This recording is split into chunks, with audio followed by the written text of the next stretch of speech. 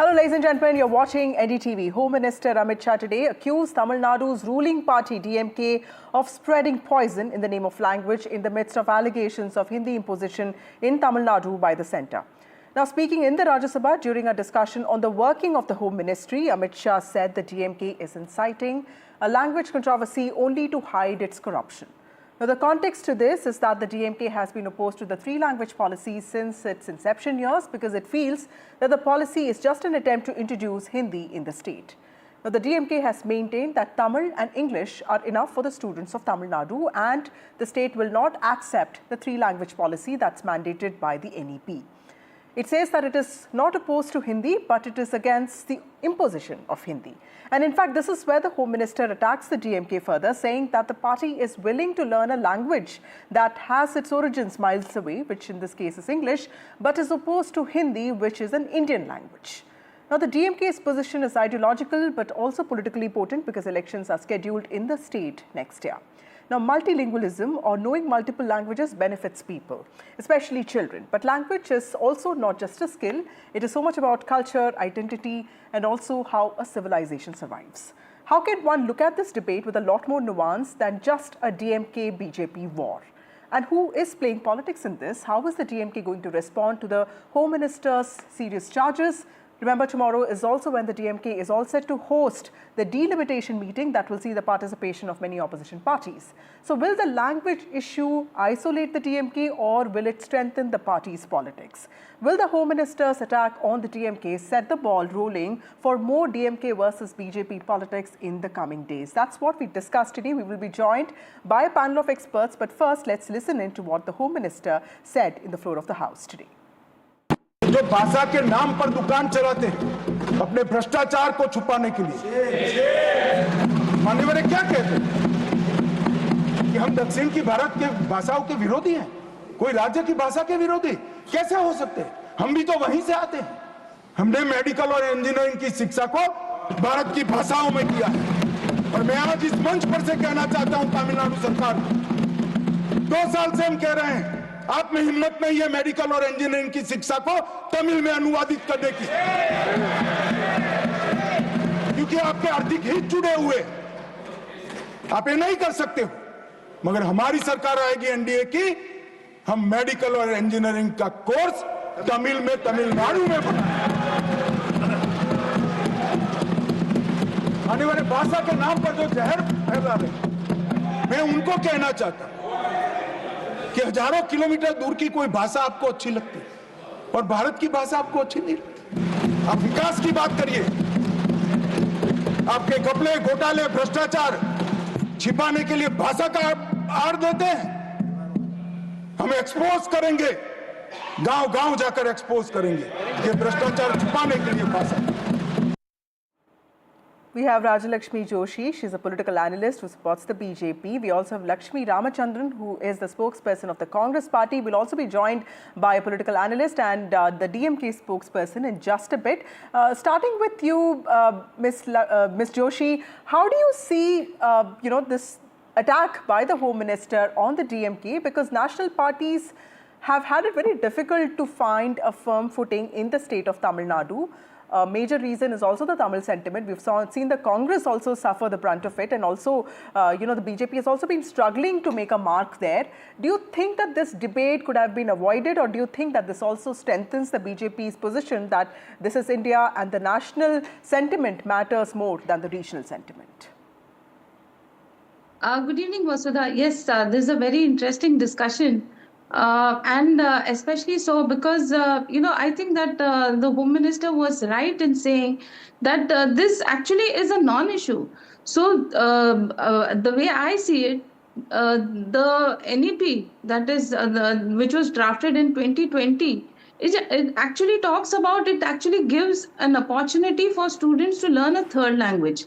And like you rightly said, that the more the languages a student knows, a child knows, especially in the initial years, I think that actually helps develop their mental abilities. And also they are able to communicate with more people more easily. And this is also a binding factor. This should not be a dividing factor. And I think that the NEP has made a very historic change in the fact that even though they have not talked about taking away English, they have called English as a foreign language, which it should be. Very frankly, I am very comfortable speaking in English, and I have absolutely no problem in speaking in English. And I do believe that English is a very good medium of communication with other countries and with the rest of the world. But at the same time, you cannot say that that is the most and that should be the only medium of communication with other people. The kind of arrogance that says that why do I need to learn Hindi to converse with people from the rest of the country when I can speak English and converse with people from the rest of the world? Well, they're also saying that North Indian states have not had a successful three-language policy because North Indian states hardly learn a South Indian language. So there is also this sense of unfairness which the DMK has been pointing out. Let me bring in the DMK spokesperson here also, but first Lakshmi, who is from the Congress party, she's been waiting. Lakshmi, how do you see the Congress party looking at this debate? Because considering the three-language policy came in during the Congress time, the protest during the Official Languages Act, or for that matter, even the deaths that took place, it was the Congress party in the center. And now with Bihar elections coming up, I'm sure that the party will have to be taking a very nuanced position to not seem like anti-Hindi, but at the same time, you need to be looking supportive of your ally DMK. Good evening. Nobody is anti-Hindi here. Nobody is anti any language. First of all, you must understand that when there is majoritarianism, when there is majoritarian politics of any kind, it could be religious majoritarianism or linguistic majoritarianism, then the linguistic minorities will start asserting themselves. Their identity is very important. Their history, their culture, everything is very important to them. They will start asserting themselves, and there is nothing wrong in it. Where the Home Minister, whenever a state or a region or a cultural group is asserting themselves, when he finds fault with it, when he says that you're trying to divide India, you're being anti-Hindi, you're being anti-national. When you say all those things, then you are doing politics. You're not respecting the sentiments of the linguistic minorities. Remember that there are other examples around us. If you take Sri Lanka, there the linguistic minorities and religious minorities are not respected. You saw what the country faced because of that. The same thing happened in Pakistan, which led to the division of that country. We know Canada. Canada, there are two groups. There is the English-speaking Canada and there is the French-speaking Canada. Whenever the linguistic minorities start talking about their identity, this government seems to have a problem. Another thing that the Home Minister said was engineering and medical courses are not being provided in Tamil. That is factually incorrect, because I know that even in 2006, the Tamil Nadu government had translated all the course material for engineering subject into Tamil, and it is even offered as part of the Anna University, which is the premium technological institute run in Tamil Nadu. It is run, engineering is offered in Tamil. Yeah, that's right. And I remember that, students studying engineering in Tamil, but also maybe he was trying to say that it was not offered at a scale that he would have expected. And also, experts believe that certain professional courses, it would be in some times, controversially wasteful expenditure, because, you can't be translating medical books and engineering books in, regional languages. But of course, there are two viewpoints to that, Lakshmi. Let me get in the DMK spokesperson here. Salem Thanidharan. One more thing. Yes, Son, as ICC chairman, can speak in English in all his ICC meetings. Why is it that the Tamils cannot choose the language in which they want to study engineering or medicine? Why are you saying you have to learn it only in Tamil? Who are you to say that? We will study, literature and politics and culture and, history in Tamil, and we may choose to study science and technology in English. These are choices that people make depending upon, these are utilitarian choices. Salem Thanidharan from the DMK also joins us. Thanidharan, you've also been writing on this. Tell us, how do you see the Home Minister's attack on the DMK, saying that the party did not push for engineering and medical courses in Tamil, and that is a disservice to Tamil, and also about the adoption of English, because he says that it is, it's a foreign language, but it is clearly being viewed as more useful than Hindi by Dravidian parties. His speech was absolute rubbish. That not as a DMK politician, but as a youth of this country, I feel appalled at the quality of politicians we have, that the research is so bad. He doesn't even know that Tamil Nadu has been offering engineering courses in Tamil for the last 20 years. And the point of the debate is not that. What is the point of the debate? Point of the debate is we want two-language policy. There was a Hindu editorial debut for yesterday, which clearly said, though Tamil Nadu has three times less number of people three times less number of NRIs living, the number of remittances they send is 5 times higher than the remittance that comes from UP, right? So UP sends 3 times more number of people than us and sends less than 5 times less remittances than Tamil Nadu, which means the NRIs in Tamil Nadu send 5 times more money. So that is simply because success of the two-language policy, the success of English, the linked language of the world is now English. It's again a very appalling argument to say that people should study only in Tamil engineering. Whoever wants to study in Tamil can study. Whatever demand is there for them, there are Tamil programs. But then all the research papers and textbooks are in English language, which is why even hardcore German-speaking countries like Austria, Germany, or French-speaking countries like France, Belgium, they're all moving to the undergrad courses in English simply because of the availability of research material. But Mr. Dharnidharan, many are also saying, especially the BJP, that the DMK is raising predictable issues, language, north-south divide, and also, delimitation. We'll come to that in a bit. But talking about language, the BJP is saying that this is just a diversion. And the state BJP has also been pointing out to the fact that schools run by politicians or even CBSE schools, which are in a large number in Tamil Nadu, actually teach Hindi, and it's only the poor children studying in government schools who are getting deprived. Yeah, I think this is very surface level argument without any understanding of education works. Firstly and foremost, there are not large number of CBSE schools. Number of CBSE schools in Tamil Nadu in proportion to number of other schools is only 2.5%. Right? Apart from these schools, every other school in Tamil Nadu has only two-language policy. Even I went to a private school, we had only two-language policy. Whoever want to choose a second language could choose. But Dharni, the number of CBSE schools is also growing, right? Because they've been saying that this is, I don't know if that is true, but they're saying that it's a reflection of people's sentiment that they want more opportunities. No. So which is why we want education to be in state subject, so that we need not let CBSE schools, we can only have our curriculum be taught. That is why we've been fighting for education to come to stateless. But my point is, does learning language give rise to economic prosperity? Is there any research in the world which says more the language you know, more the economic prosperity? To get a job for economic prosperity, what is that you need? You need to have good technical skills, STEM, right? Science, technology, engineering, medicine. You need to have good technical skills, and then you need to know working language of English. Let's say there is Honda factory in Greater Noida, Hindi heartland in Uttar Pradesh, right? What is that they test? Do they ask for Hindi knowledge, or do they test for mechanical engineering knowledge? They first ask for mechanical engineering knowledge. Then after that, they test your basic English. So we want a youth to find jobs and then prosper in their career, right? That is the first job. Then whoever has gone to Noida, if they live more than a year, they will learn. I am an example. I went to Bhopal without knowing a single word of Hindi, but 4 months, 6 months, I picked it up. So language people say that people pick up languages because it's need-based. Exactly. So that's let me bring in Ms. Joshi here. 10 seconds.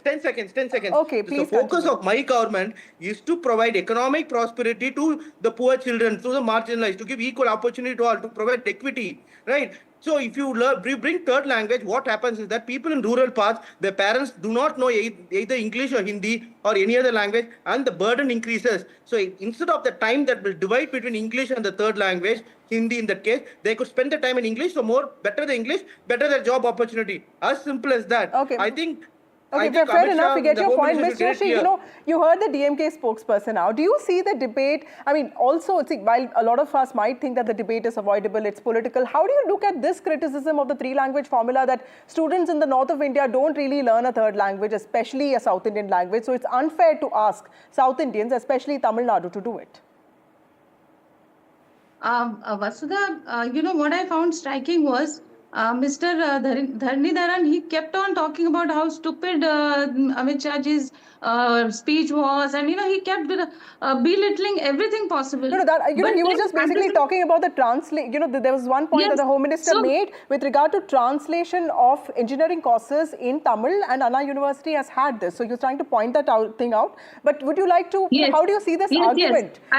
Yes, what I would like to say is that he actually missed the actual essence of the speech, because I think that there is a problem of language here. See, he did not understand that the home minister was talking about this choice. The choice should be given to the students to be able to learn engineering and medicine courses in Tamil. That is what he was talking. So people who are taking pride in Tamil, they should be able to do that. And this NEP is not Not taking away the following them. choice of the students. They are not Pragmatism is taking more away the important, choice madam. of the student. Hello, Pragmatism. I did not interrupt when anyone else was speaking. So please give me the time. So he is not taking away the choice of the student. In fact, they are talking about giving the students an additional choice of learning a third language, apart from the local language, which obviously will be Tamil in Tamil Nadu, and English, and a third language. What is the problem But in Mr. Joshi, a providing lot of them it is an about opportunity? logistics, right? A And he third is not even language. talking. And the DMK has been saying that even in Kendriya Vidyalayas, the number of, Tamil teachers is not as it should be. So they are saying that this is about logistics, and it's always easier to appoint Hindi teachers because there's also a fund for it. So there is the problem of logistics here, and we have so many languages. While we say that it is about choice, tomorrow I can't say that in a school it would be possible to have teachers of every language, isn't it, Ms. Joshi? Yes, yes, that is true. That I understand. But at the same time, you're taking away the choice of a student from learning a third language. You're making No, it you're not. compulsory that they can learn only two languages, which I think is definitely something that they are losing out on, that opportunity to learn a third language, which people from other states are learning. So I have learned three languages, What third and language? in fact, I Can I learned just an come Okay, in? let me Urdu just get language in also when I'm Lakshmi here. college. Lakshmi, you wanted to say Seconds, something before I go to Dharan. Lakshmi, you wanted to say No, something? I would, taking away the opportunity of learning the third language. What is the third language that is being taught in Uttar Pradesh or Bihar or any of the BJP ruled states? That's what we are saying. Even with the second language, which is English, we have made only so much progress. That is because to teach a language which is not there in the environment of the children is not easy. So teach the local language and teach English, because for teaching a language which is not there in the environment of the children, you need a lot more resources. So focus your resources on teaching the second language well, is what we are trying to say. Introducing a third language, then you will not do a good job with any of it. You will not teach the second language well, you will not teach the third language well. Instead, all of us learn two languages and learn them well. No, And English I is learned the four language that we languages. use to I communicate learned with four each other. languages. Hindi, like Tamil, like Telugu, like Kannada, Okay. Ms. Joshi, you were saying something that you learned 4 languages. Did you do that in school? What are the languages you learned? Tell us Yes, that. in school I learned English, Marathi, and Hindi. Hindi was introduced only after the 8th standard. And when I went to college, I learned French as well. So, I think that I am better equipped to communicate with people across different states. Okay, that's a fair apart point. from that, Experts like Yogendra Yadav have also said that multilingualism is something that improves cognitive facilities. It's something that also is important because diversity is the strength of India. Do you think that the DMK could have done better in terms of articulating its idea? Because you're using an argument that you've used for years, and I get that. But, times have changed, the world has changed, Tamil Nadu has changed. Do you think that the articulation could have been more about maybe the Tamil identity and not really something that comes across as anti-Hindi? See, let me be slightly harsh. Times have changed. Ironically, the per capita India of GDP, and if you take Hindi heartland alone, right, the states which speak, it's equal to sub-Saharan Africa, right? So if you want better job opportunities, better trading opportunities, we need to learn languages that is going to give us better prosperity. And that apart, I'll but tell you this question. Dhanidharan, a lot of people from UP, Bihar are also toiling very hard in Tamil Nadu, right? So Tamil Nadu has also changed in terms of its demography, and there are migrants from across the country who are settling in Tamil Nadu. Do you think that this also sends out a message that is not of accommodation to those people? See, I think number of people from Tamil Nadu, Kerala go abroad there, but to UK and US, we learn English, right? We speak English there. So whoever comes to Tamil Nadu should learn Tamil. But the point is, they make an argument saying that you need Hindi to communicate if you go to North India. But if they have 2-language policy there, that is Hindi plus English, like we have Tamil plus English here, when we go to Delhi or Uttar Pradesh, we can speak English. But the problem here is that they will learn only one language, that is Hindi, and they expect us to learn 3 languages. right? So Okay, if they okay, had learned Dharmi, two I have to languages go to T. properly, Ramakrishnan. I He's a don't senior need to journalist, also learn senior Hindi associate to editor communicate with of them. The Hindu, and he's joining us. Thank you so much, TRK, for joining us on this broadcast. As somebody who has covered Dravidian parties in great detail, tell us, how do you see the approach of the national parties when it comes to this particular issue of Tamil, especially the three-language policy, Tamil Nadu's opposition to this? First the Congress party, now the BJP's opposition to the three-language policy. And of course, Congress also faced the brunt of it. The Home Minister today says that DMK is using the language issue to divide people, and the DMK has maintained its position of opposition. Do you see this politically play out in the run-up to elections next year? As far as the national parties are concerned, I think their approach has been consistently uniform, whether the Congress, what it adopted in 1960s, or the BJP 2020s. So I don't see any difference between Congress and BJP with regard to the language issue over the years. Okay, so even now, I think the national leadership of the Congress party is yet to open its mouth on this issue, even though we are all very, intensely debating about it. But anyway, that's fine. At least Amit Shah says something. There is they make the point. Okay, whether you whether you agree with them or not, that's fine. But anyway, that's one thing.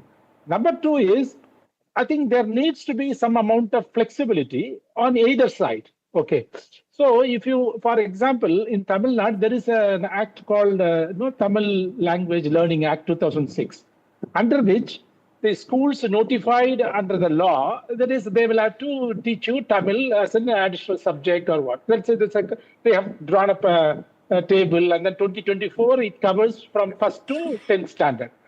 So in those schools, students are the children from whose mother tongue is other than Tamil. Okay, and if they are in Tamil Nadu government stream schools, they can't learn their mother tongue. Okay, so Telugu speaking people are there, Malayalam speaking people are there, Kannada speaking people are there. So even in a district like Krishnagiri, which borders Karnataka, you can't teach Kannada, even though you may be having thousands of Kannada speaking children. Okay, so that has been rejected. Okay? So then you need to teach. So they will have to employ teachers privately. Okay, so that is one problem. So there, I think the two-language formula comes in the way of linguistic minorities. Okay, the children of linguistic minorities to learn their mother tongue in Tamil Nadu if they are in Tamil Nadu government stream schools. Okay, that's a very important point. Also, TRK, before we end this debate, I want to also, I wanted to request you to also explain to our viewers politically, how do you expect this to play out? Because AIDMK has been raising local issues. There's Vijay factor, there's NTK, PMK, how do you, there's a BJP that's raising national issues, projecting itself as an ideological counter to DMK. DMK, of course, has also been facing anti-incumbency. What kind of which party benefits from this language debate?